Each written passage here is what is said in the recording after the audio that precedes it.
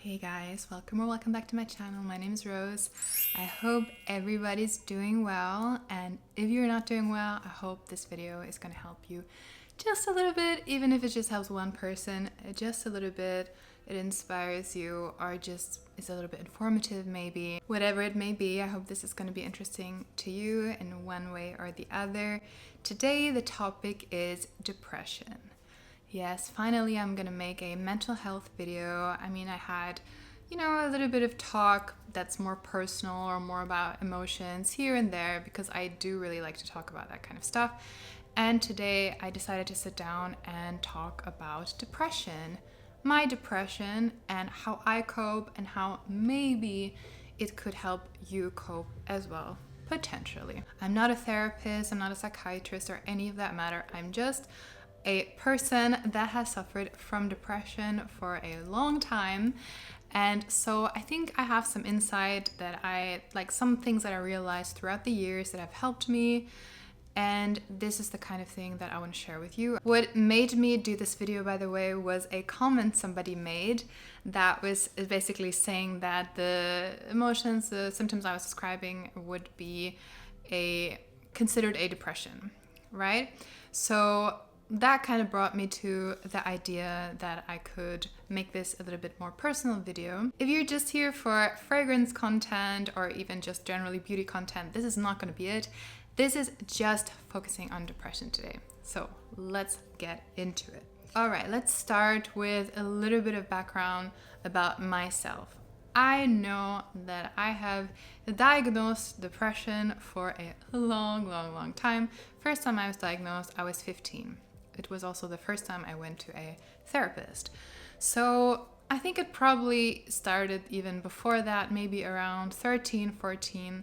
There have been some quite, I would say, traumatic events in my late childhood to early teenagehood, which I think triggered some anxiety and depression. I know that not everybody has a reason, so to say, to become depressed, but for me, usually there was a trigger. There was some kind of outside situation that I had no power and I felt very helpless about it, and that's what caused me to get depressed.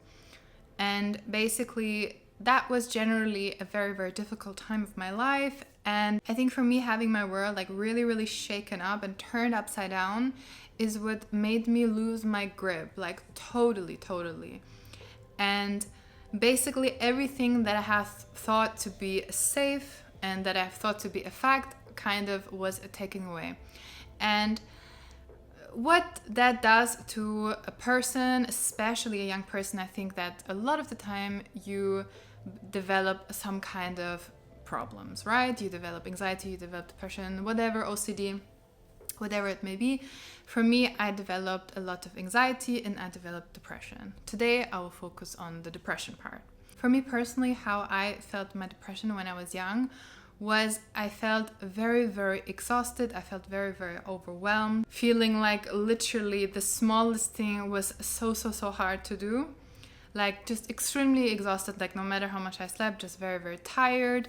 Obviously very sad. I don't know if sad is even the right word, more like hopeless. I think it's better. That's a better word. I think for me, what I struggled with a lot was a sense of purpose and a sense of why am I doing this if life is this difficult and it's this unsteady and you don't know what's going to be tomorrow. That was, I think, my biggest struggle. Why do I keep doing this? For what reason? And I would go as far as why am I eating? Why am I walking? Why am I moving my body? Why am I taking a shower? And for me, when I was in my worst state, I also didn't do any of these things. So I lost a lot of weight. I could barely wash my hair. I could barely give myself food. I barely could go shopping or just do the absolute minimum basic things. So yeah, that was a very difficult time in my life. Luckily, thank God, oh my God, I am out of that state. Even now, when I have my depressive phases, I can go really, really low, but I'm still functioning. Like when I was younger, I was not functioning. Like I said, I was just in bed and I could barely do absolutely anything. Anything. And I mean, even like the most ridiculous little thing. As I got older, I kind of developed some coping mechanism, obviously with the help of a therapist and just with the help of life experience, life itself, just discovering what was kind of helping me, what wasn't, what was making me worse, and so on. So first of all, we all know that we can't decide what happens around us. We can't decide what other people will do. We don't know what tragedies will hit us. And we just don't know what the day will bring tomorrow, right? And this is difficult, but this is difficult for absolutely every single person on this planet. And the goal, I think, for me was and has always been just to become more resilient and become more strong no matter what happens, no matter what. Even if everything now is taken from me, that I can still keep going and survive. And I know there have been people that have gone through way, way, way worse things than me. And they are still strong and they keep going. And what you have to think about is that it's not how low you get. It's about getting up every single time, again and again. And, you know, if there's the next disappointment, like the next tragedy, the death in the family, divorce, disease, whatever you may have, like there's stuff that happens all the time, and whether you're more or less lucky, you just don't know. If you're now in a situation where you're pretty comfortable and you're doing pretty well, I would really, really recommend you to be very mindful of that, because it's so important that you do realize when you have a good moment and that you really cherish it and that you have gratitude, and that you realize like every single person in this world has something positive in their life. Right? Like all of you, even if it's just the tiniest little thing, there is something positive in everybody's life. And it's so important to be aware of that. And you can feed on that when things go south, when things don't go your way, when it gets really bad or just a little bit difficult.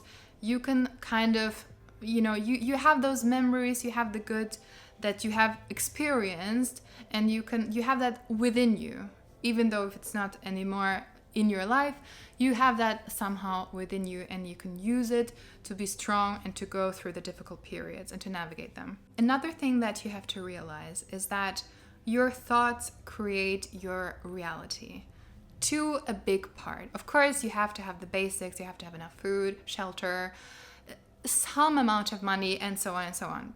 But if you have just the basic minimum, everything on top is how you see the world and how you perceive everything. You can see the glass half full, you can see the glass half empty, right? So I would say the first tip I would give you when you're feeling low, whether it's being depressed, whether you're in a state of grieving or just something difficult in your life has happened, the first step I would take personally is to be aware of how you're feeling and how you are thinking, what you're thinking. And catch yourself if you're in a negative spiral, and if you're just negative thinking, you're thinking the worst is going to happen, this or that, whatever. Your thoughts are just stuck in this black hole. First step to recovery, I think, and to getting better is realization. So realize how you're thinking. You can, even when you're noticing you're going in that dark hole again, you can say, even out loud, sometimes I do this to myself, I just say, stop. You have to realize that for a fact, life is neither good nor bad. It is a matter of perspective. You can have a life that everybody admires, but you can still be unhappy. And you can have a life that most people wouldn't want, but you can still be happy, right? So it's all about perspective. I think it's good to realize that. Of course, you cannot change your thought patterns from today to tomorrow. It's not gonna change 100%. It doesn't work that way. You have to train your brain to think more positively or just more realistically, because you shouldn't go too much in either direction, in my personal opinion. Of course, positive thinking is good, but I don't think you have to be the biggest optimist, like that's not the goal. But it's just, the goal is to get out of this negative circle of thinking that is just not realistic either. It's just your depressive thoughts. Try if you can, and I know how hard it is. It is so difficult. Think about what is good in your life currently and what is good ahead of you. And if you really cannot find absolutely anything, then think about what could be good in the future that is attainable. Not something totally crazy, like I'm going to win the lottery tomorrow, but something that's attainable. Just a little thing. Secondly, and this goes back to me saying how exhausted I felt when I was first depressed, and how unable to move I felt, or how unable to do things. Of course, if you are really low and you just really can't, then you just get help. But if you feel like you have some amount of energy, use that energy and try to follow a routine, however minimalistic it is. Whether this may just be literally getting out of bed, taking a shower, like whatever you can manage that day, and appreciate the little things that you can do. Be proud of yourself. Like, do not compare yourself with other people. Please don't, guys. This is the worst thing you can do, especially with somebody that's doing really well. Don't compare yourself with those people. If for the day you can just do the smallest little things, you can cook yourself a nice meal, and you can eat something healthy. Be very proud, enjoy every bite, and be so very proud of yourself, because really you deserve it. You are struggling right now, and you gotta cut yourself some slack and really be proud of yourself for the little things. Try to keep things in order. Try to do the washing up. Try to keep your house clean and in order. Try to keep yourself clean and in order. I cannot stress this enough, how much this does to your psyche. If you yourself are clean, if you're putting on a nice fragrance, if you're doing just a little makeup, like a 5-minute makeup, you feel so much better already. It means the world. It really does. At least it did for me. And it continues to do so. If I can at least keep my house clean, if I can keep myself clean, if I can have nice nails, if I can have a little bit of makeup on, I already feel so much more like a real person rather than this like bag of misery that you can sometimes feel like when you're depressed. So these things, like however silly it might sound when you're having all these dark and very big thoughts about the world and humanity and whatever your thoughts are surrounded by, and yourself, it seems so like banal to just go and brush your teeth and put some lipstick on, right? But I think it really does so much. Stick to a routine and keep yourself and your house in order. Then the third step, also something that I always thought was so silly, and that I just kind of never really took too seriously, and that is exercise. Guys, I hate exercising. I'm not gonna lie to you. I just do not like it. Not even when I was a child, I just never liked it, okay? But guys, oh my God, it does magic to your brain. Like both to your body, it keeps you fit, it makes you look better, which then makes you feel better. But much more importantly, it really lifts that dark cloud from your brain. Like really and truly. It is so important that you work out. And you can, guys, if you just do some like 10-minute aerobic, like senior chair aerobic, I don't know, doing like some silly movements, it really doesn't matter. You don't have to become like a pro, but you have to do something, and you have to do it regularly. So do it like at least like twice a week, however much you can do. And don't tell me you don't have time, because everybody has time, like 10 minutes, 15 minutes, 3 times a week. Like, come on. You know, even if you do it before work. And if it's a fast walk, if you just walk to work, let's say, or you walk wherever it is fast, a couple of times a week, that already does so much. guys, I cannot stress enough how much this helps me. Whenever I exercise, I automatically feel a lot better, no matter how much I felt like this is the end of me. Really, believe me, okay? So exercising, very, very important. And also, to a little bit of a lesser degree, for me personally, eating well. I think this is also a little bit of a mind thing. If you are taking care of yourself, if you are loving yourself, you feel better. Like, you have to treat yourself like your best friend, especially when you're low. And especially when you don't like yourself a whole lot. Like, you need to give yourself the pat on the shoulder, and you need to treat yourself. Give yourself good food. Give yourself the food that you would advise others to eat. Of course, it doesn't mean like never eat cake or never have fries or the burger or whatever. I think you definitely should have that burger every once in a while, right? But overall, if you're just eating fast food, you know it's not good for you. It literally affects your brain in a bad way. Like, it's scientifically proven that food really affects us. So be good to yourself. Try to eat as well as you can. If you do not have the energy to cook a whole lot, you can get frozen vegetables. You know, you just need to put them in the oven, or you put them in a pan or whatever. It can be so quick. It doesn't have to take a long time. You can make a salad that's really quick, like tomato, mozzarella, arugula, whatever, done. Just make a simple salad. You'll feel better about yourself, and your brain will actually quite literally function better, just like with exercise. The fourth point, is it the fourth point? I don't know, I didn't keep track. Is going into nature, being in nature. For me, this is so important. Like, it doesn't have to be like going to forest or going on vacation. It can literally be just going to the next park or sitting in your mother's garden. Like, whatever it is, just be surrounded by trees, grass, flowers. It's so healing on our souls. It is so important. Like, to hear the birds, to see the butterflies, and to be in a quiet place where you don't see like a billion cars and all the streets. Like, if you're like me and you live in a big city, it can sometimes be very overwhelming. But when I go to a quiet and green place and I just breathe in and out, and I can just really relax and calm down, it is so important. And sometimes people who live in the city kind of forget about that. I think they forget about the connection with nature. I think it's so important for our souls to be happy and to be content and to kind of calm down, especially when your brain, like with depression, is constantly overactive, because while you feel exhausted, your brain is actually overly active.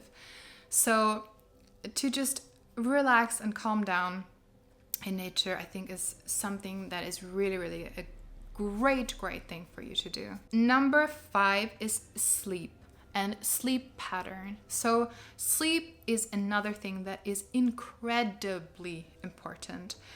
One thing that I suffer from, as well as suffering from anxiety and depression, is also insomnia. It comes and goes, kind of. Sometimes I sleep better or worse. And I can tell so much. The days that I don't sleep enough, I feel significantly worse. I feel way worse. Also, having kind of an order in your sleep. So going to sleep at around the same time. Obviously not like, you know, it doesn't have to be exact, but not too much. Like, if you go to bed at 10 one day and then you go to bed at 11, I think that's fine.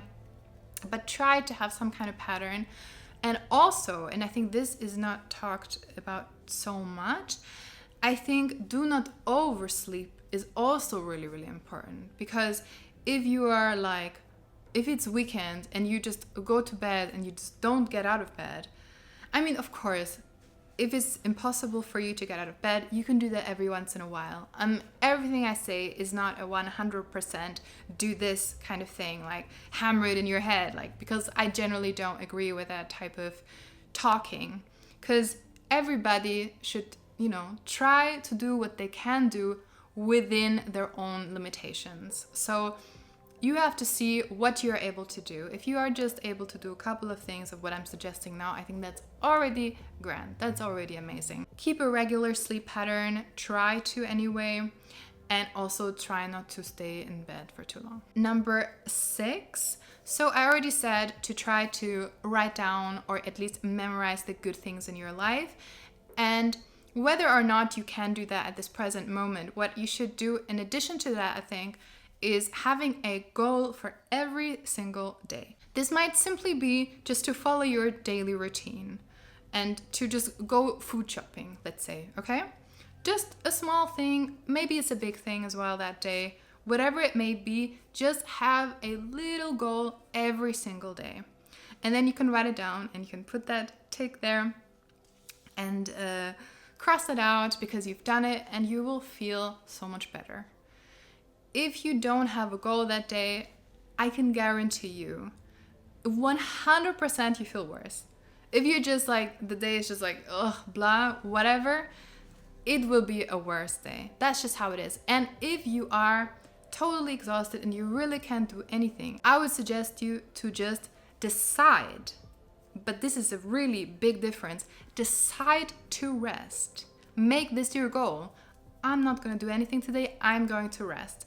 I think this does such a big difference than thinking about, oh, I should do this, I should do that, I should do this, and then you don't end up doing anything. If you decide for yourself, you're taking charge, you're taking the power, and you decide, I'm going to rest today, I need it, and I deserve it, then that is so much different. Believe me, it is such a big difference. Because I think part of depression is also feeling like you are very helpless and like you cannot do anything in the world, you're not able to take care of yourself, to do the things you want to do, and so on. And it's so important to give yourself the feeling like you have something to do, you have something to say, you have things to do, and things that matter. And things that matter can be really, really small. You don't have to become the next president. Your goals don't have to be really, really huge. If you can just have that little goal, I think that's grand. Number 7, remember that you are not alone. First of all, you are not alone in the world. Especially when I was younger, I felt like I was the only one having problems. Everybody was doing so well. All my peers looked like they were doing really, really well. You know, social media obviously can give you the idea that everybody's having this amazing, beautiful life and no problems at all. And you know for a fact that this is not the reality. But just remember that always. Everyone is struggling in a way. We're all in the same boat. We're all gonna die. We're all struggling. We're all suffering. We are in the same boat, okay? So, of course, some people have more luck than others, and some people go through struggles more than others, but we are all struggling in the end. And that unites us in a way. Because I think as humans, we seek connection, we seek understanding. It is important. Of course, I still think number 1 importance is to love yourself, because you are there for yourself for sure. You're always going to be there till the end. With everybody else, you don't know. Nevertheless, other people are important. Other people are important. Connection is important. And it doesn't matter who it is, whether this is friends, whether this is family, partner, whatever it may be. It can be a self-help group. I think it is really, really important that you feel like you're not alone in this world struggling. You can connect nowadays, you can connect online on so many different platforms. Even just now, watching this YouTube video, in a way you are connecting, we are connecting. And I think this is such a beautiful thing about social media, that people can share their experiences, even if they live in different countries, different continents. And this is an essential thing. We need connection. We need to not feel alone. And ideally, of course, it is good if you have that in your life, if you have family that you can visit, that you can see with your own eyes, that you can hug. But even if you don't have that, you can talk to people online. And of course, you can also reach out to a professional. So seek out a therapist in your area, or there is online therapists these days as well that you can find. But it is important to have somebody to talk to, I think. And anybody can do that. Anybody can do that. You can find a group in your area. You can talk online. There are forums out there. There are ways to chat to one another and to share your experiences, because I do think that is a very important part as well, especially if you feel like you cannot talk to your friends or family about this kind of subjects. So yeah, I would highly encourage you to seek company with people that are like-minded and that you can share your experience with, or find a professional therapist. And then last but not least, one thing that I have also realized by going through this is that helping other people can be hugely beneficial to yourself as well and to others. So it's a two-sided sword. Is that a thing that people say? I don't know. Basically, it's a good thing for both people, right? You help yourself by helping others, because it's just how we humans work. Like, we are born to be kind of in groups and to help one another and to support one another, and that makes us feel good. Giving to others yourself is actually really healing to your own soul as well. It just makes you feel better about yourself. It makes you feel like you're doing something meaningful, like you're doing something helpful. For me, I would like to not be a burden to others and not be a bad person in this world and to create more suffering when there's surely already enough of it. So I think to create good in the world, to give good, and this doesn't mean you have to do something grandiose. It literally just means maybe helping your neighbor carry a table or whatever. Saying something nice, making somebody a compliment. Oh, you're wearing a nice lipstick. What is it, you know? Or like a nice dress. This is really pretty. This kind of thing. I think that you make other people smile and that makes you smile in return. So I hope that doesn't sound too cheesy, but yeah, I think this is another really important thing. All right, guys, I think that was pretty much all I wanted to say for today.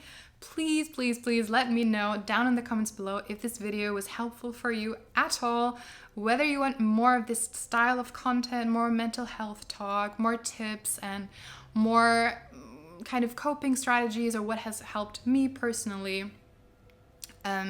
Whether you want more of that kind of content or whether you just want to have your fragrance content, that would be really, really great to hear.